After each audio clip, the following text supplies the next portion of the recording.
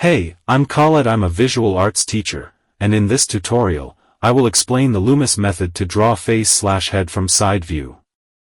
I know that you are a little impatient to be able to draw portraits perfectly, but don't worry, I am here in this channel to help you move forward and progress. But if you are passionate and you are well motivated to spend hours and hours practicing to understand and be able to draw heads correctly with the essential Loomis method. And so my goal with this tutorial is to make each step as easy to understand as possible and fill in the gap. Loomis method, head construction steps.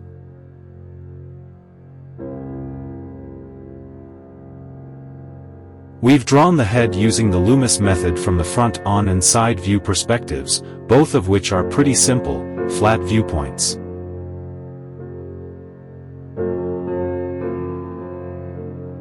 Now, we'll try a 3/4 view.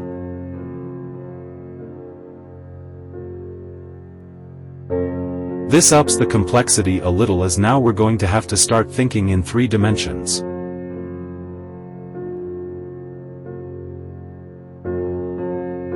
You can use these same steps to draw the turned head from any angle.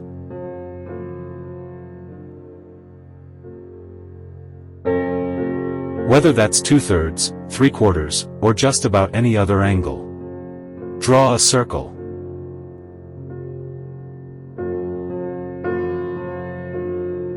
The key to successfully drawing a Loomis head from any angle is to remember that the outer circle, representing the cranial mass, is a simple ball shape.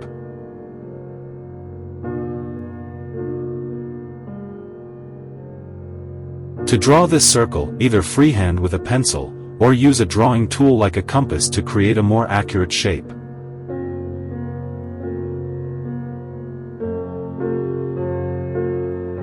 Start with light lines on the paper, as you'll likely want to erase these when you've finished your drawing.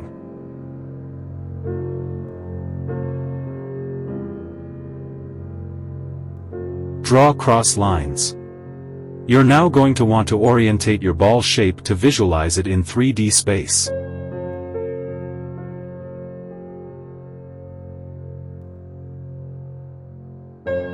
Use the brow line rubber band through the middle of the ball, horizontally, and another rubber band perpendicular to this to give yourself a 3D ball. If you're having trouble visualizing where these crossed lines should go, use this 3D model to help guide you.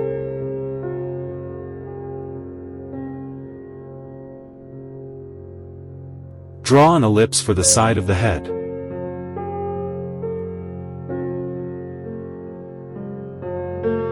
The inner circle, which appears as an oval in this early stage of the drawing, is a flat plane.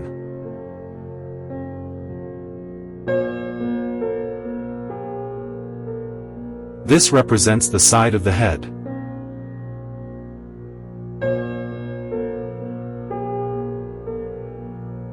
It's effectively a slice of the side of the ball shape.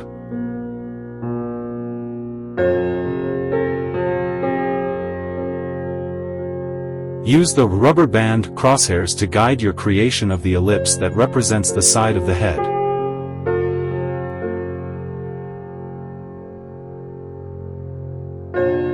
The equivalent slice on the other side of the head will be partially visible from certain angles, especially on the forehead where the plane change is most acute.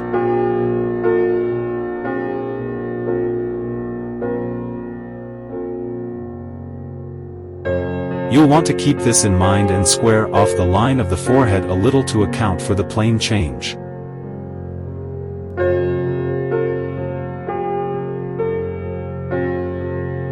Draw a center line.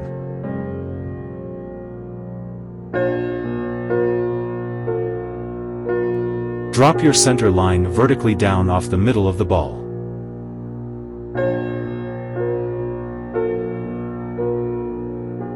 This represents where the center of the front of the face will be, which splits each side of the nose and lips, each eye, chin, and eyebrows.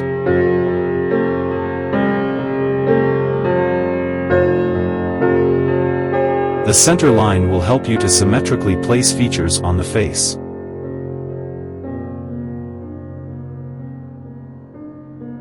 Mark guides for the nose, chin, and hair. The next step is to divide the face up and mark where the nose, chin and hair lines will go.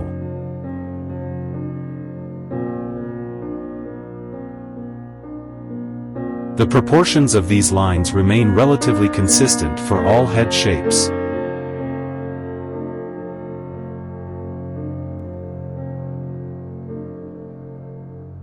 When looking at the proportions of the head, it can be broken down into thirds to help with accurate drawing.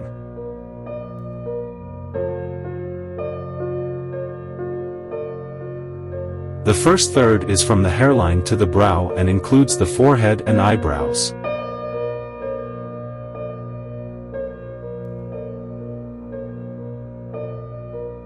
Then, the second third is from the brow to the nose and consists of details such as eyes and nostrils.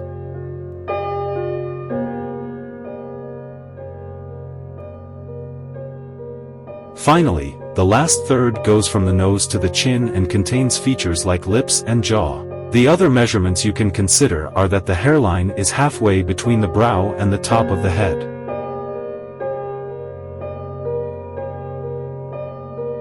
Then the nose is halfway between the brow and the chin.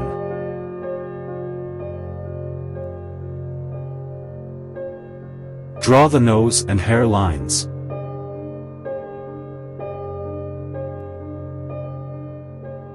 Mark off where the nose line will be parallel to the brow line above.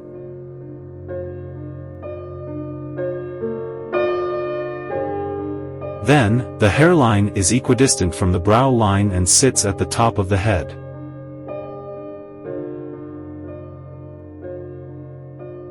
You can see the faint line for the hair at the top of the demonstration image.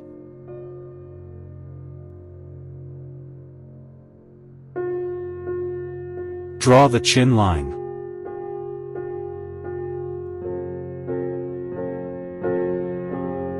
Drop that same measurement down to mark off the chin line. Each of your measurements should be about the same distance from one another, as measurements of thirds.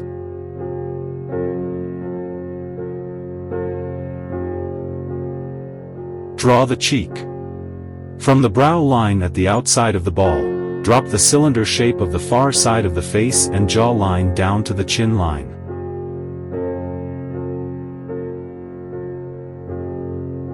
This cylinder will have a slight convex curve to it representing the outer edges of the far cheekbone and tapering of the jaw towards the chin.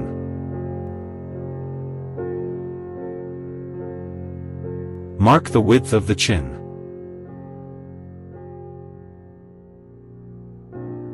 Estimate the width of the chin, depending on your model's jaw shape, and square off this part of the jaw to represent the far side of the jawline. Draw the jaw.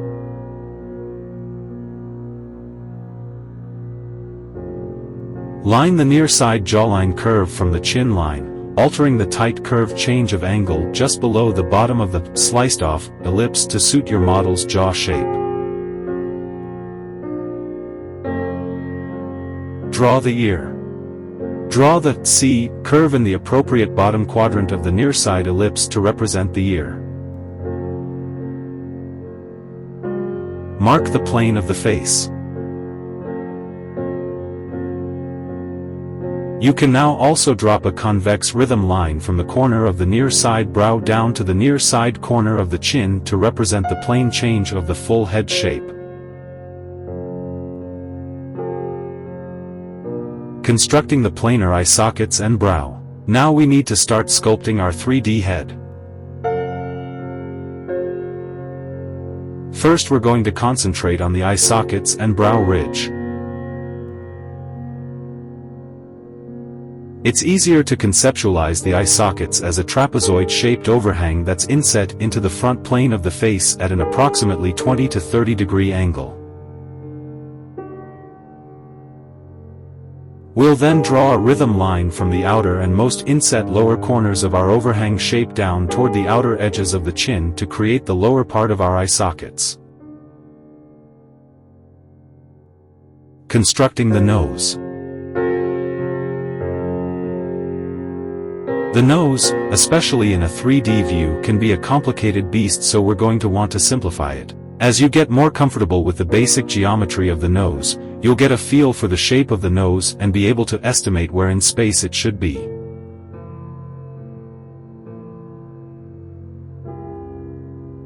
If you're struggling with this, we're essentially going to find the centerline shape of the nose, extrude it equally sideways to create a planar version, then we'll stretch it out at the base to create a more trapezoid shape.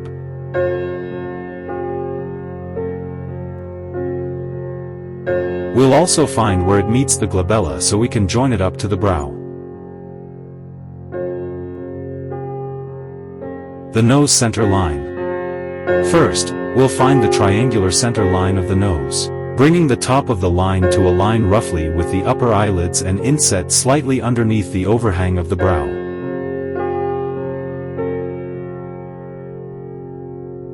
We'll then bring a line at a change of angle to the center of the brow line to give us the angle of the glabella.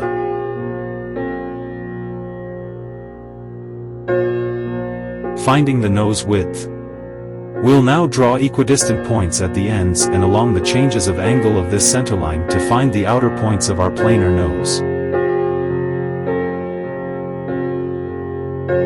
Remembering to account for the slight foreshortening and perspective shift with the points furthest from your viewpoint. Extruding the planar glabella. The glabella will have a trapezoid shape with the upper edge being significantly wider than the lower edge. Extruding the planar nose. The underside of the nose will form a trapezoid shape with it being wider at the base and narrower at the tip of the nose. Connect the lines to create our planar version of the main nose shape.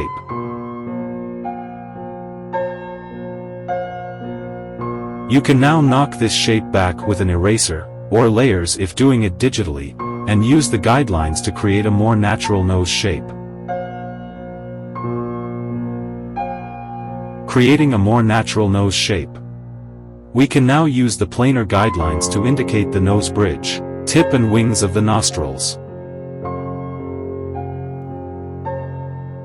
At this stage I usually suggest the outer line of the bridge of the nose and where it overlaps or merges with the glabella. I'll also round out the underside of the nose with a dip to indicate the top of the nose, then round out and thicken the outside edges of the underside of the nose to suggest the thickness of the nostril wings. Placing the eyeballs. Add in a couple of spheres with center lines inset into the eye socket area to represent the eyeballs. There should be an eyeball's width between the two spheres. The eyelids indicate the shape of the upper eyelids wrapping around the sphere shape of the eyeball.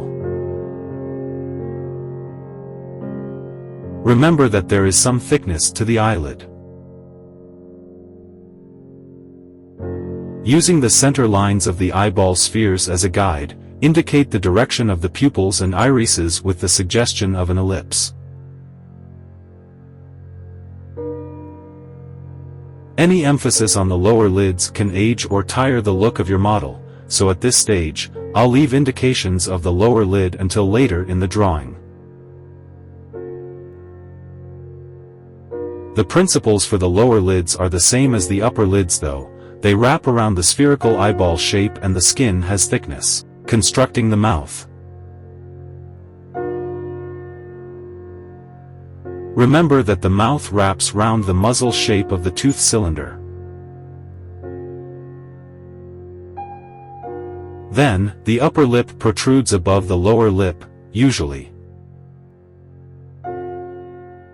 The central triangle shape of the upper lip locks into and partially in front of the central part of the lower lip. The furthest wing of the upper lip can look quite foreshortened, so you'll want to account for this. A simple line with an upturned curve at the end indicates the lower lip, but pay attention to how the upturned curve is affected by any foreshortening as it can quickly look distorted, rounding off the eye sockets and brow. I'll now knock back the robotic look of the abrupt planar trapezoid of the eye sockets and round them out at the outer edges. I'll also round off the glabella area and indicate the bony protuberances of the eyebrows. The hair volume. Add in some volume for the hair. It's not super important at this stage, but we want to bear in mind the volume thickness.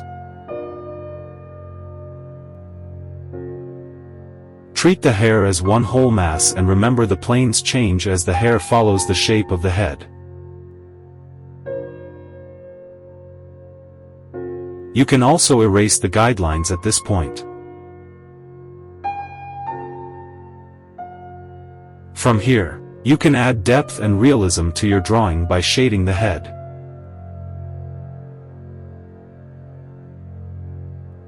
Use soft graphite pencils and choose your favorite shading technique to create contrast and accurate value transitions.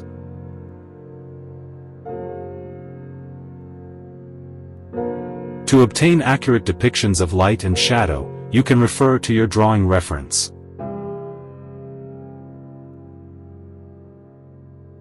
If you're drawing from imagination, make sure to establish a light source and work from there. Finally, enjoy practicing the Loomis method, and once you've mastered the basic angles we've covered here, try moving on to more challenging angles.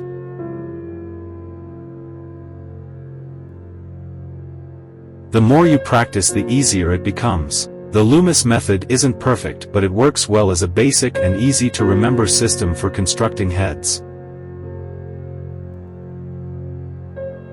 It's also adaptable, so you can put your own spin on it. You don't have to rigidly stick to the original method.